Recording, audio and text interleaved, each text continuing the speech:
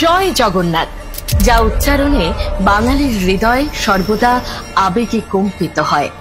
সেই জগন্নাথ দেব এবার আসছেন আমাদের বঙ্গের পুণ্যভূমিতে।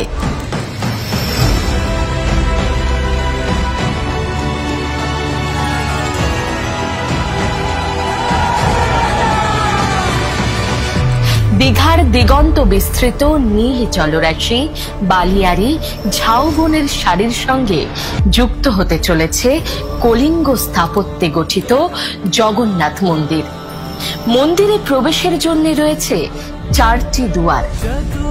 সমুদ্রের দিক থেকে এই মন্দিরের মূল ফটক দিয়ে ঢুকে সামনেই রয়েছে দীপস্তম্ভ, সেই সঙ্গে চোখে পড়বে অরুণ স্তম্ভ।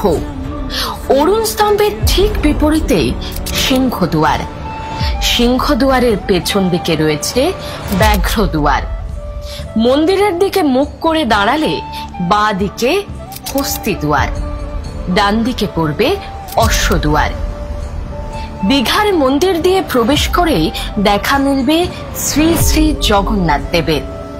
মূল মন্দিরে রয়েছে 4টি ভাগ: গর্ভগৃহ, জগমোহন, নাটমণ্ডপ, ভোগমণ্ডপ। মন্দিরে প্রবেশের পর প্রথমেই দেখা যাবে ভোগমণ্ডপকে। ভোগমণ্ডপ থেকে ভেতরে প্রবেশ করলে রয়েছে নাটমণ্ডপ বা নাট মন্দির। নাট মন্দিরে রয়েছে পাথুরে কারুকার্য করা চোখ ধাঁধানো 16টি স্তম্ভ, যা এই নাট মন্দিরকে ধরে রেখেছে। নাট মন্দিরের পরেই রয়েছে জগমোহন, যা দাঁড়িয়ে রয়েছে 4টি স্তম্ভের ওপর।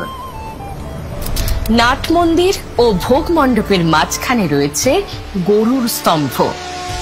গর্ভগৃহে তৈরি করা হয়েছে বেদি, যেখানে একসঙ্গে আসীন হবেন মার্বেলে তৈরি জগন্নাথ দেব, বলভদ্র ও সুভদ্রা দেবী।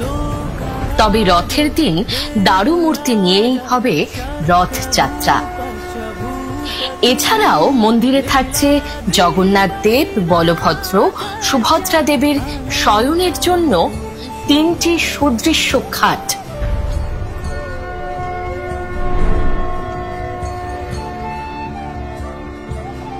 পুরো মন্দির জুড়ে রয়েছে অপূর্ব কারুকার্য, পৌরাণিক গাঁথার ছোঁয়া।